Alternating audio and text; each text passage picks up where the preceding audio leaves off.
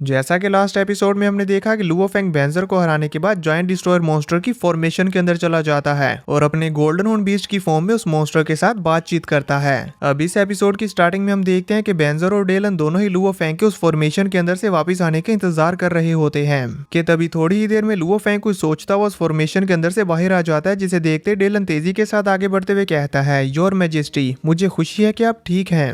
Luo Feng हाँ में sir हिलाता है तो तभी बेंजर कहता है, इस जायंट डिस्ट्रॉयर मॉन्स्टर ने तुम्हारे लिए चीजों को मुश्किल तो नहीं किया, और क्या तुम्हें उसका बाल मिला? इस पर फौरन ही लुओ फेंग अपनी स्टोरी रिंग के अंदर से उस जायंट डिस्ट्रॉयर मॉन्स्टर के बाल को बाहर निकालता है, जो कि साइज में कितना ज्यादा बड़ा है आप स्क्रीन पर देख ही सकते हैं। उसे देखते ही ये सभी लोग शॉक हो जाते हैं। बेंजर के साथ आए हुए स्टोन वॉरियर्स लुओ फेंग के पास उस जायंट डिस्ट्रॉयर मॉन्स्टर के बाल को देखकर काफी ज्यादा खुश होते हैं, मानो कि जैसे वो फेंग को एडमायर करने लगे हैं। इधर फेंग उस जायंट डिस्ट्रॉयर मॉन्स्टर के बाल को अपनी स्टोरी रिंग के अंदर वापस रखते हुए अपने मन में कहता है, सिर्फ स्ट्रॉन्गेस्ट बनकर ही हम किसी की फेथ को कंट्रोल कर सकते हैं, जैसे कि ये गोल्डन हॉर्न क्लैन इस जायंट डिस्ट्रॉयर मॉन्स्टर की फेथ को कंट्रोल कर रहा है, जबकि कंपनी इनकी फेथ को कंट्रोल कर रही है। ये सोचने के बाद फेंग बेंजर से कहता है, अब वक्त आ गया है कि हम एल्डर सेवंस के पास चलें और फिर ओल्ड पैट्रियार्च से मीटिंग करें। इसी के साथ सीन कट होता और हमें दिखाया जाता है कि एल्डर सेवंस लुओ फेंग और डेलन को ओल्ड पैट्रियार्च के साथ मिलवाने के लिए ले आते हैं। जहां पहुंचकर लुओ फेंग देखता है कि ओल्ड पैट्रियार्च तो फेंग के दिए हुए न्यू एग्रीमेंट को रीड कर रहे हैं। उन्हें देखते हुए अपने मन में कहता है,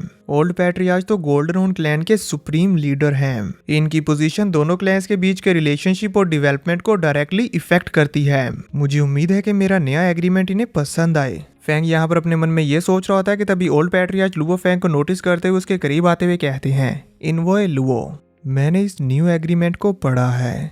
ऐसा लगता है कि इससे वाकई ही मेरे क्लैन को और भी ज्यादा फायदा होगा। उनकी ये बात सुनकर फेंग के चेहरे पर स्माइल आ जाती है। तभी वो आगे कहते हैं, हाउएवर, यह सुनकर फेंग भी थोड़ा सरप्राइज हो जाता है। एल्डर अपने थ्रोन पर बैठते हुए कहते हैं, सिर्फ अकेला एग्रीमेंट ये गारंटी नहीं दे सकता है कि इस पर अमल किया जाएगा। अगर इस सिचुएशन को संभाला नहीं गया तो कंपनी मेरे क्लैन मेंबर्स के साथ बहुत बुरा सलूक करेगी, जिन्होंने भी डेमोन्स्ट्रेशन में पार्टिसिपेट किया है।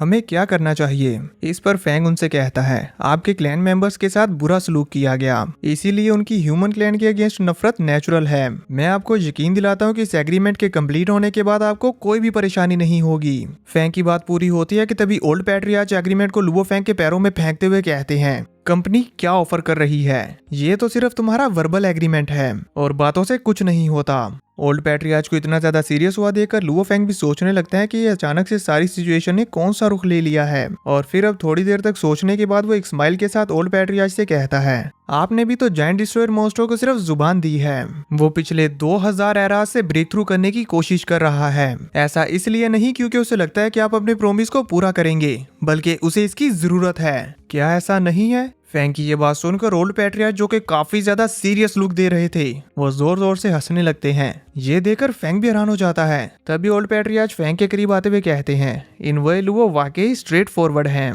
पर आप अभी भी यहाँ के हालात से बेखबर हैं। कंपनी के हमें अनफेयर ट्रीट करने के बावजूद भी गोल्डन हॉर्न क्लैन ने कभी भी ह्यूमंस के अगेंस्ट फाइट नहीं की। हालांकि अभी भी हमारे क्लैन के लोगों के बीच में मनमुटाव है, लेकिन अब सिचुएशन काफी ज्यादा खराब हो रही है, क्योंकि अब ह्यूमंस के अगेंस्ट फाइट करने के लिए कोई हमारी आवाम को भड़का रहा है। फेंग उनकी बात को बहुत ही अच्छे से समझ चुका था, इसीलिए वो उनसे कहता है, अगर ये इंटरनल इशू नहीं है तो ये जरूर बाहर के लोग उन पर प्रेशर डाल रहे हैं। जरूर यहाँ पर कुछ ऐसे लोग होंगे जो कि जानबूझकर लोगों के मन में जहर घोल रहे हैं। फेंग की इस बात पर ओल्ड पैट्रियार्च में अपना सर हिलाते हुए कहते हैं, हमारे क्लैन के बीच में कुछ ऐसे लोग हैं जो कि हमारे क्लैन को 2 हिस्सों में डिवाइड करना चाहते हैं, पर अगर इसके चलते हम ह्यूमंस की प्रोटेक्शन खो देते हैं तो इससे हमारे गोल्डन हॉर्न क्लैन की फेथ बहुत डेंजरस होगी। उनकी बात सुनते हुए फेंग अपने मन में सोचता है, ओल्ड पैट्रियार्च ने पहले जानबूझकर सीरियस होते हुए मुझसे ब्लफ किया, पर अब इनसे बात करके पता चल रहा है कि सिर्फ यही है जो पीस चाहते हैं। पर शायद अब इन्हें रियलाइज हो चुका है कि अब ये अवाम को मैनेज नहीं कर सकते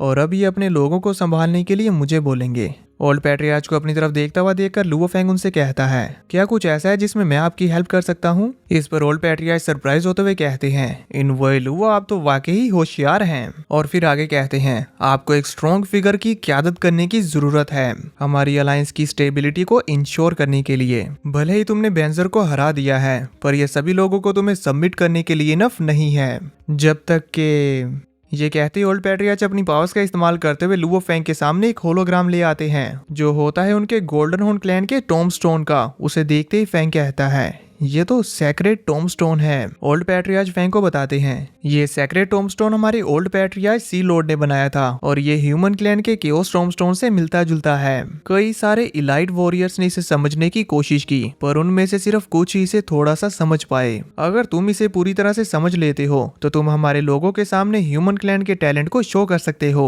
तो इससे जो कोई भी ह्यूमंस के अगेंस्ट होगा यकीनन उन सभी की बोलती बंद हो जाएगी।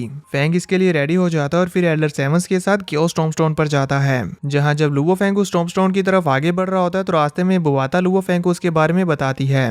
ये टोम्बस्टोन होली लैंड में स्टैब्लिश किया गया जो कि होली सिटी के कोर में लोकेटेड है और यहाँ पर सिर्फ गोल्डन हॉर्न क्लैन के इलाइट जीनियस ही ट्रेनिंग कर सकते हैं। इसलिए यहाँ पर इस टावर के अंदर कई सारी सीक्रेट टेक्निक्स के रिकॉर्ड्स मौजूद हैं जो सभी बहुत ज्यादा वैल्यूएबल हैं। ये कहते हुए बुवाता लुओ फेंग को वो सारी की सारी सीक्रेट टेक्निक्स दिखाती है जिन्हें देखते हुए फैंग अपने मन में कहता है यहाँ पर तो गॉडली डिसेंडेंट आर्मामेंट की 36 फॉर्म्स हैं जो सभी ओल्ड पैट्रियार्च सी लॉर्ड ने बनाई है। कहा जाता है कि उन्होंने इसके लिए बहुत ज्यादा मेहनत की है और अपने क्लैन की स्ट्रेंथ को बढ़ाने के लिए उन्होंने इतनी सारी सीक्रेट टेक्निक्स बनाई। टोम्बस्टोन को समझने के बाद मैं इन सारी की सारी सीक्रेट टेक्निक्स को स्टडी करूंगा पर अभी के लिए ये इंपॉर्टेंट नहीं है क्योंकि अभी सबसे ज्यादा जरूरी है सैक्रेड टोम्बस्टोन की अंडरस्टैंडिंग को कंप्लीट करना। ये कहते हुए फैंग उस सैक्रेड टोम्बस्टोन के करीब पहुंच चुका होता है और जैसे ही उसके अंदर इंटर होता है तो फैंग को ऐसा फील हो रहा था जैसे कि वो किसी और ही जगह पर आ गया है और उसके सामने दो बड़े बड़े मॉन्स्टर्स हैं। उनके ऑरा को फील करते हुए फैंग अपने मन में कहता है जब भी मैं किसी मॉन्स्टर जैसे फिगर का सामना करता हूँ तो मुझे ऐसा लगता है कि मैं खौफ के अंदर डूबा जा रहा हूँ। इवन ये फीलिंग तो मैंने केओस टोम्बस्टोन को समझते वक्त भी फील नहीं की। वो यहाँ पर अपने मन में ये सोच रहा होता है जबकि सैक्रेड टोम्बस्टोन के ऑरा का फैंग के ऊपर बहुत ही ज्यादा प्रेशर पड़ रहा होता है और उसे इतना ज्यादा खौफ महसूस हो रहा था जैसे कि उसके सामने पता नहीं क्या है और ईविल ऑरा भी उसे घेरते हुए चारों तरफ से उसके ऊपर हावी होने लगता है। जिससे बचने के लिए लुओ फेंग अपने गोल्डन हॉर्न बीस्ट की पावर्स का इस्तेमाल करते हुए अपनी डोमेन का इस्तेमाल करने लगता है। वो बड़ी मुश्किल से इसका सामना कर रहा होता है तभी बुवाता उसे बताती है। कहा जाता है कि एक बार सी लॉर्ड ने अपनी यूथ में जायंट जी एरिना को लासोलैड के अंदर इंटर होने से रोकने के लिए जायंट जी एरिना के लीडर को ही किल कर दिया था ताकि वो लोग यहाँ उसके लैंड के अंदर घुसकर उस पर कब्जा न कर सके। पर वो अपनी इस असैसिनेशन में फेल हो गए थे क्योंकि जायंट जी एरिना वाले बहुत ज्यादा पावरफुल थे लेकिन फिर भी वो खतरे का सामना करते हुए अल्टीमेटली सरवाइव कर गए और इस सैक्रेड टोम्बस्टोन के अंदर उनके यूथ का फेयर रिकॉर्डेड है। यानी कि उस वक्त उन्होंने जितना भी डर महसूस किया था वो सारा का सारा उन्होंने इसमें रिकॉर्ड किया हुआ है। बुवाता की यह बात सुनने के बाद लुओ फेंग जो कि स्ट्रगल कर रहा होता है वो कहता है मैंने इस डर को हराने के लिए अपनी सारी की सारी स्पिरिचुअल पावर का इस्तेमाल कर लिया है पर फिर भी मैं इसको अपने ऊपर हावी होने से नहीं बचा पा रहा।